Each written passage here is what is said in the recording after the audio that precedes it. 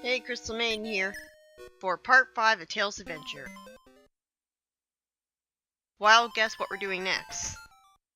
That's right, we're going to Lake Rocky again. Yeah, and I cut past it here. This route is completely impossible if you don't have the extra armor.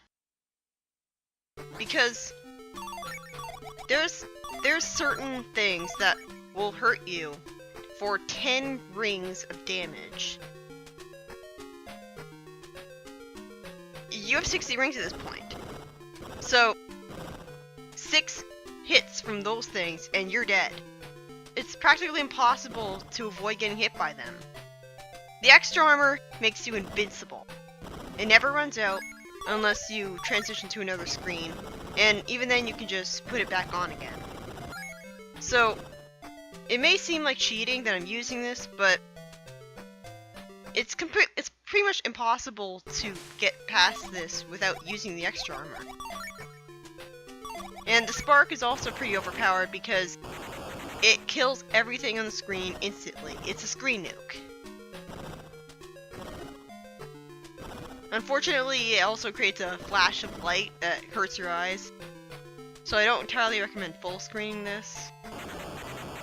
And the spark is really not necessary if you have the extra armor equipped because you're invincible anyways. So you don't really need to kill anything. You can't really bump into anything because you're invincible.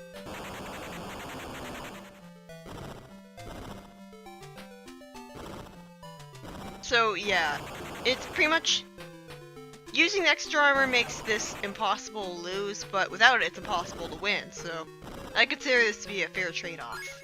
Oh god damn it. I hate going to dead ends. Like, I hate how there's a dead end there. Like, what's the point of that? What's the point of putting that there in the level design? And thankfully, the extra armor stays equipped even when you change to another item. You can destroy this with the mines alone. It takes a lot longer, but you can do it. And that's what I did when I first showed up here, because I didn't realize that you had to use the proton torpedo against it. So, I sort of panicked, because I thought, oh crap, do I have to go through this entire section again? But I used the mines on it in desperation, and it worked. And I was really confused about the pipe at first, because for some reason I thought that it was like in Super Mario World, where you go into a pipe and you walk into it and you go to the next stage. Wait, was Tails surrounded by invincibility sparks even when he was outside of the submarine? But then, why is he not invincible when he gets out of the submarine? He was clearly invincible. Whatever. These guys are really annoying because you can't attack them when they're crouching. You can, like, you might think that it's because their helmets protect them, but as I'm going to demonstrate later on, if you fly above their heads and drop a bomb on them while they happen to be standing up, you can kill them just fine, even though your bomb very clearly hit their helmet. So these things are really annoying because it's really hard to hit them and it's very easy for them to hit you. I like the music of this place because it's very suited to a final destination. And this is the Sonic icon. This is easily the best item in the game. I love how you can just, like, you can do spin dash in midair. Also, you for some reason, Tails is surrounded by an electrical field when he charges up the spin dash, which is a cool little effect, but that's pretty much all it is. It doesn't really, you don't get to keep the electric shield. The down arrows are really annoying because they're not solid from the top, so you can fall through them, and once you fall through them, then you can't get back up them. So, the down arrows are just really annoying. But, yeah, you should just use the Sonic icon as much as you can in the last few levels of the game, because they make the conveyor belts a lot easier to deal with, because you can just spin dash along the conveyor belts, and then immediately jump. Because if you jump while you're spin dashing, then you'll keep your momentum, instead of making it so that you eventually slow down. It's not like in the 2D Sonic games where if you jump after spin dashing, then you still slow down. In this game, if you jump after spin dashing, you actually speed up. I just love using the spin dash. It's so fun to use. I wish I got it earlier. Although, I wish that you could jump into enemies while you have this equipped. Because it's the Sonic icon, and Sonic can jump into enemies. So yeah, I love the Sonic icon. I haven't talked much about the Fang icon yet. What it does is that it makes it much more likely that enemies will drop rings when you kill them. But you're not really going to equip that because, one, you have so much health already, and two, I hate those down arrows. Yeah, I tried again to get this and I failed. And when you get a Chaos Emerald, all of your health is restored. And I have 99. That's right, I went from 60 health to 99. The gimmick of this level, aside from the conveyor belts, I wouldn't say the down arrows are a gimmick unique to it because we already had that problem in, I think it was Green Island. I was about to say Chaos Forest, but that's not right. But yeah, there's two gimmicks to this area. There's the conveyor belts, and then there's the fact that you constantly press switches using the remote robot to get rid of electrical gates that block your path. Walking into the electrical gates acts as if you're walking into a solid wall. It's not like you get electrocuted by them. And that just adds insult to injury. Like, that's just insulting at this point in the game. Teleport device teleports you out of a level. Which, you know, really should have been accomplished by just pausing the game and pressing B or something. It's so late that it's really insulting at this point.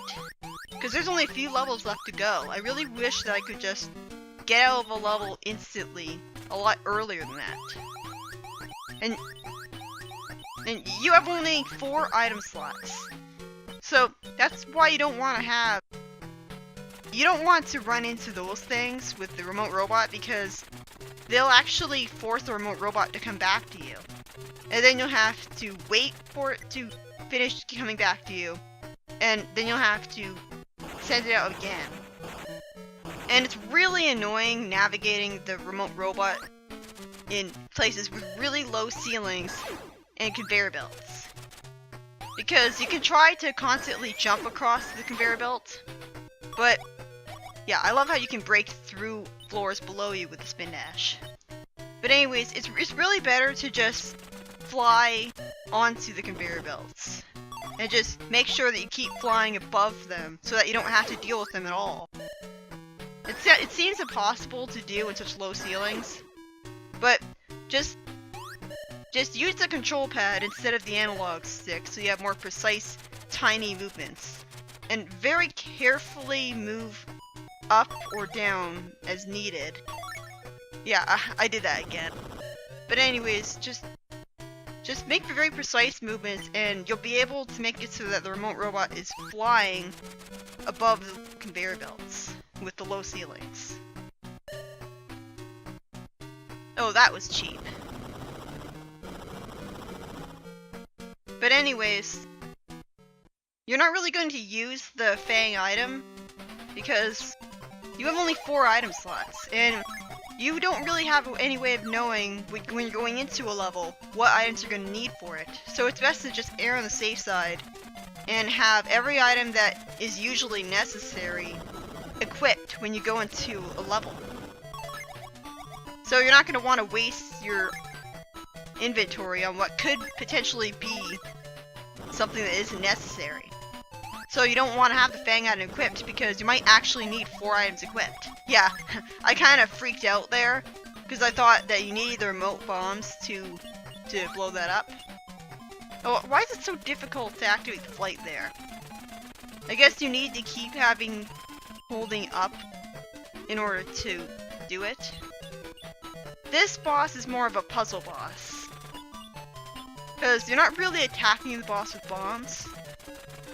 What you're doing is, this is actually the first and only boss in the game where you take advantage of the remote robot in order to defeat the boss. And it's pretty unique.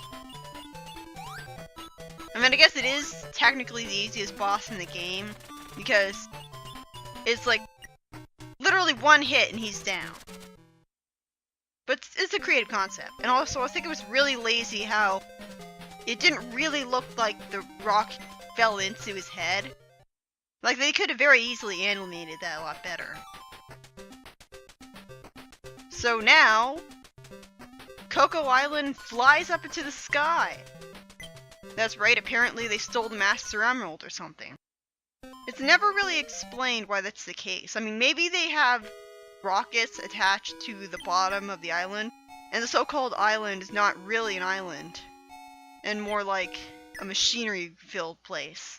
Because Coco Island, the level, is really not greenery-like. So maybe it's all just machines. Yeah, you use the rocket booster, and that's how you can select this level. And it's called Coco Island without an A at the end, because Coco Island is the name of the entire setting of the game in the Japanese story. Because you have Coco Island with an A at the end for the Japanese story's setting as a whole, and Coco Island without an A at the end for the level that we just played. And there's no mention of Tails Island anywhere in this game, but there's an actual level called Coco Island. And that was the easiest level in all of Sonic history. That's right, you literally don't have to do anything. That is the only level in the game where you can just drop the controller after, obviously, going to the top of the screen. Just drop the controller and you'll win. They'll never go high enough to hit you. I had a lot more trouble with this than I potentially could have, because it turns out that apparently you can actually fire the anti-air missiles diagonally through the floors that are beneath those blue enemies. And so you can kill them before they shoot horizontally at you. Well, how was I supposed to know that? That floor looked pretty damn solid to me. How was I supposed to know they're not supposed to constantly switch between the Vulcan gun and the... Yeah, you can't actually use the extra armor when you're using the rocket booster. I'm not sure why. I mean, if you thought it was really that broken, well then... I mean, I really feel like the only reason the extra armor was added in the first place was because they were aware of how difficult that one section in Lake Rocky was. And rather than making it, fair, they decided to overcompensate. They decided to put a band-aid over the problem by adding an item that made you invincible. I don't really feel like that's good game design, but at least it made it possible to beat. And again, you want to have the Sonic icon here. This is the last level in the game, and technically there's only 3 items that are absolutely mandatory for this place. Not that you're going to know that coming in. So, you're probably not going to realize that having the Sonic icon is something you can get away with here, because you might assume that you'll need all of your bombs. But you really don't. You can just have your Sonic icon equipped just fine.